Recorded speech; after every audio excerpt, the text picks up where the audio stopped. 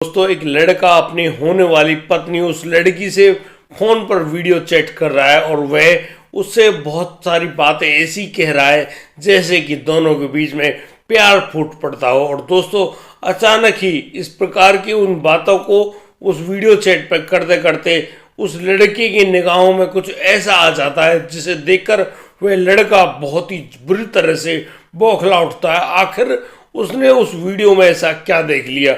दोस्तों जैसे ही वह लड़का उस चीज़ को देखता है वह बहुत ही बुरी तरह से घबरा जाता है और अब उसकी सारी घबराहट उसकी जबान पर हावी हो जाती है। और दोस्तों देखते देखते उनकी जहां एक और प्यार भरी बातें हो रही थी, अब तो उनके बीच में बहुत ही गंदी गालियां आ जाती हैं। और दोस्तों यहाँ दोनों एक दूसरे को बहुत ही गंदी गंदी गालियां देना शुरू कर देते हैं, एक दूसरे की इज्जत पर कीचड़ उछालना शुरू कर देते हैं। और दोस्तों यहाँ पर वह लड़का उस लड़की से साफ धमकी देता है कि मैं तुमसे शादी तो क्या, मैं तुमसे जिंदगी भर तुम्हारी तरफ देखूंगा भी नहीं, बस मेरी जिंदगी से चली जाओ। दोस्तों इतना कहकर वह युवक अपना फोन कट कर देता है। और दोस्तों यहाँ पर उस लड़की को वह बात इतनी नागवार गुजरती है कि वह बहुत ही ज़्यादा दुखी और परेशान हो जाती है।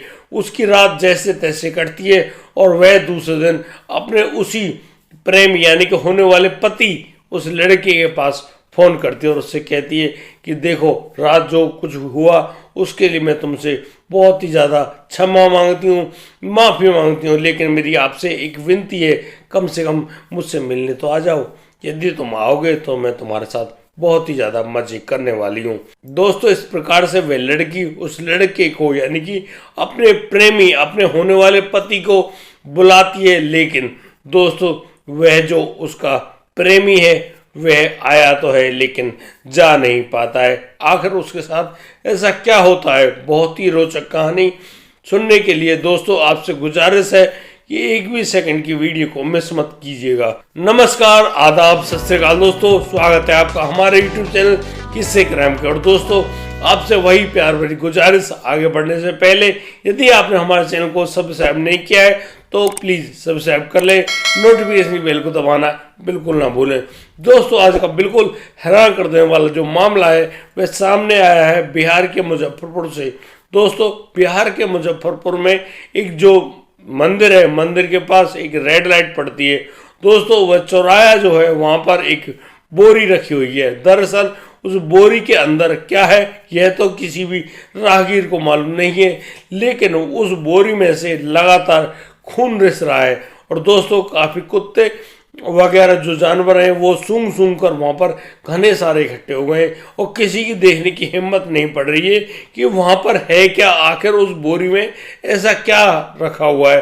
दोस्तों देखते देखते कुछ राहगीर वहाँ रुकते हैं और वो लोग अब पुलिस को फ़ोन कर देते हैं। और दोस्तों जैसे ही पुलिस वहाँ पर पहुँचती है अब उस बोरी को खोला जाता है तो दोस्तों पुलिस भी हैरान रह जाती है। पुलिस के पैर भी कांपने लगते हैं कि उस जो बोरी के अंदर एक ऐसी लाश है जिसके अलग अलग टुकड़े, बहुत सारे टुकड़े किए गए हैं, आखिर वो टुकड़े क्यों हैं और किसके हैं। दोस्तों उस बोरी के अंदर जो मिली हुई लाश है, उस लाश के जो शरीर के अंग हैं उनको जब एक किया जाता है, उसको सबको पोस्टमार्टम के लिए हॉस्पिटल भेजा जाता है, तब जाकर उस लड़के की शनाख्त के लिए एक ऐसा फोटो निकल कर आता है। उस फोटो को पुलिस अपने सर्विलांस पर सभी थानों में घुमा देती। दोस्तों उस लड़के की लाश मिले अभी करीब 6 घंटे ही बीते हैं, अचानक वहाँ पर एक युवक और एक युवती उस थाने में आते हैं और वो हाथ जोड़कर उस पुलिस के सामने गिड़गिड़ाने लगते हैं और कहने लगते हैं कि साहब वह जो आपको डेड बॉडी मिली है यानी कि वह जो लाश मिली है वह उनके बेटे मनोज की है। आखिर उसके बारे में तो सोच ही नहीं सकते कि वह इस मुजफ्फरपुर में आखिर कर क्या रहा है। दोस्तों उन लोगों की इस प्रकार से बातें सुनकर अब पुलिस वाकई में सख्ती में आ जाती है। दरअसल पुलिस अब लगातार उन लोगों से पूछ रही है कि आखिर तुम्हारा जो बेटा ये मनोज जो तुम बता रहे हो, इसकी लाश तो पोस्टमार्टम हाउस में रखी हुई है लेकिन इसकी बड़ी ही दर्दनाक हत्या की गई है। आपने सिर्फ उस लड़के के चेहरे को देखा है, आपने उसकी डेड बॉडी को नहीं देखा है। उसके साथ इतना दर्दनाक हत्याकांड करने वाला आखिर कौन है, यह तो बहुत ही ज़्यादा हैरानी की बात है। दोस्तों यहाँ पुलिस जब उनके बच्चे की उस फोटोग्राफ्स को दिखाती है, उन दोनों के पैरों तले जमीन खिसक जाती है। उसके माता पिता भी यह सोचने पर मजबूर हो गए कि दरअसल जो सीधा साधा लड़का उनका बेटा मनोज है, जिसकी पूनम नाम की लड़की से रिश्ता तय हो गया और बहुत ही जल्दी उनकी शादी होने वाली है, आखिर उसके साथ ऐसा क्या हुआ है। वो बहुत ही परेशान, दुखी, आखिर ये क्या है।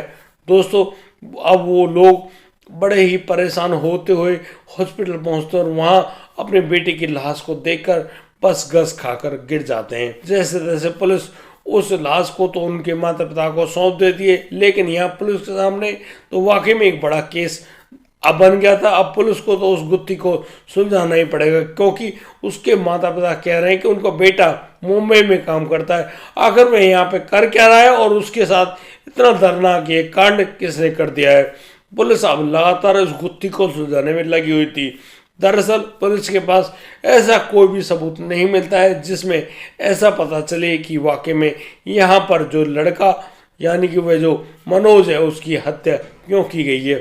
दोस्तों वो आम पुलिस अब साइबर पुलिस की मदद लेती है और बस अब मनोज वगैरह के जो नंबर हैं वो सब जुटाए जाते हैं।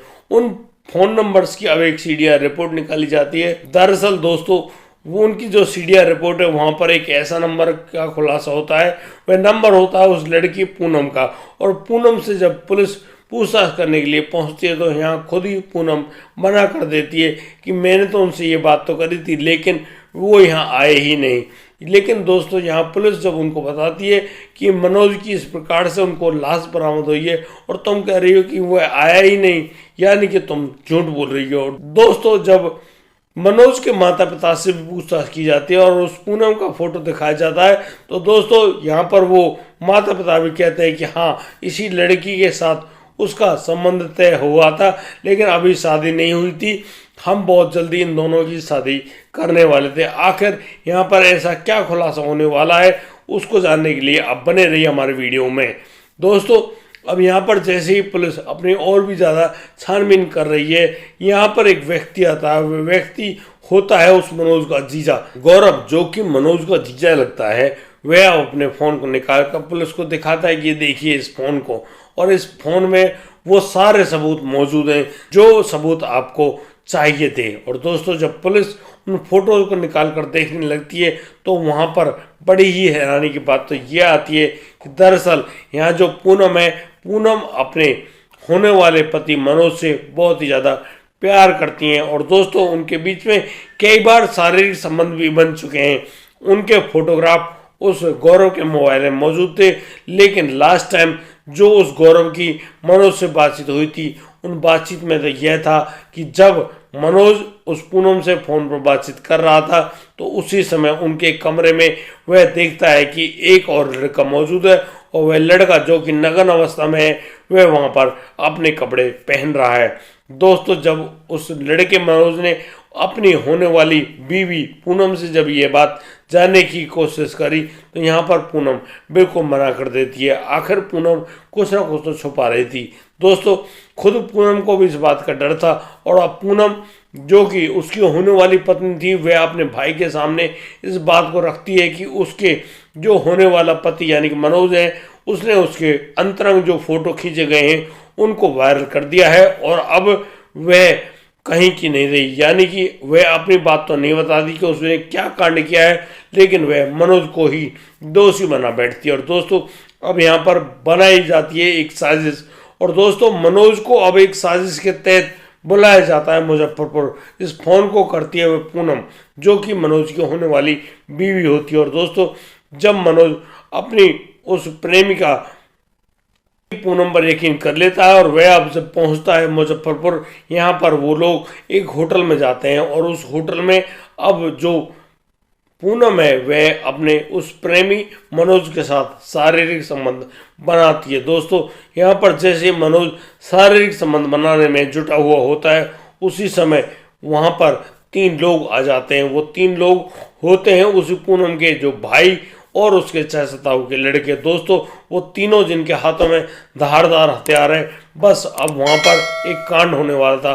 वो लोग उस मनोज को वहाँ से पकड़ लेते हैं और वहीं बाथरूम में ले जाकर उसको धारदार जो हथियार हैं उनसे मार डालते हैं और दोस्तों उसकी इतनी दर्दनाक हत्या की जाती है कि उसके शरीर के सभी अंगों को काट कर अलग कर दिया जाता है। और दोस्तों अब यहाँ पर वो लोग उस लाश को एक बोरी में भरते हैं और एक बैग में यानी प्लास्टिक बैग में भर के उसको वहाँ पर फेंक देते हैं। दोस्तों अब जो वह लड़की पूनम है वह उस कमरे के हर बाथरूम फर्श वगैरह सबको जहाँ पर खून बिखरा हुआ था उन सबको साफ करके वहाँ से उस होटल के पैसे देकर गायब हो जाती है। दोस्तों जब पूनम को गिरफ्तार किया जाता है, पूनम द्वारा दिए गए बयानों के आधार पर इस बात को बताया गया है और पूनम के द्वारा ही दी गई उस निशानदेही पर उसके भाइयों, उसके चाचाताओं के लड़कों को भी गिरफ्तार कर लिया गया है। दोस्तों आज की कहानी में सिर्फ इतना ही, लेकिन मेरा एक खास विचार आप लोगों के साथ। दोस्तों आज के समय में जब बेटा बेटी के रिश्ते तय कर दिए जाते हैं तो वो लोग यहीं पर नहीं रुकते हैं, वो लोग अब कुछ ऐसा काम करने लगते हैं जिसका फलस्वरूप यही इसी प्रकार के हत्याकांड हैं जो कि सामने आते हैं। दोस्तों जैसे कि अब रिश्ता तय हो गया है, उनकी बातचीत होनी शुरू हो जाती है फ़ोन पर, फिर उनका मिलना जुलना अंतरंग संबंध भी बन जाते हैं और दोस्तों उसके बाद फिर जैसे ही उन दोनों परिवारों के राज खोलने शुरू हो जाते हैं, बस दोनों परिवारों की जो इज्जतें वो बस धूल फांक रही होती हैं, यानी कि उनकी इज्जतें खराब हो जाती है। दोस्तों मेरा आपसे निवेदन है, अपनी बेटा बेटी दोनों के संबंध कीजिए और तब तक उनको फ़ोन पर बातचीत ना करने दें, तब तक उनकी शादी नहीं होती है। और दोस्तों जैसे ही शादी हो, अब उनकी पत्नी भाई वो कुछ भी करे, और लेकिन दोस्तों मैं आपको एक बड़ी ही हैरानी की बात यह भी बता देना चाहता हूँ कि यदि शादी होने के बाद कोई भी छोटी मोटी गलती भी करता है तो ये लोग अपने घर की इज्जत समझकर उस बात को छुपा लेते हैं और परिवार बड़े ही शांति से जीने लगता है। दोस्तों आज की कहानी में सिर्फ इतना ही, और यदि आपको हमारी ये कहानी पसंद आई हो, इससे कुछ शिक्षा मिली हो, तो दोस्तों हमें कमेंट करके हमारे कमेंट बॉक्स में अवश्य बताएं। और दोस्तों अब दीजिए मुझे इजाज़त, मिलता हूँ कल, लाता हूँ एक नया सनसनीखेज मामला। तब तक के लिए आप बढ़िया रहे, बेहतरीन रहे, अपना और अपने परिवार का बखूबी ख्याल रखते रहें। जय हिंद, जय भारत।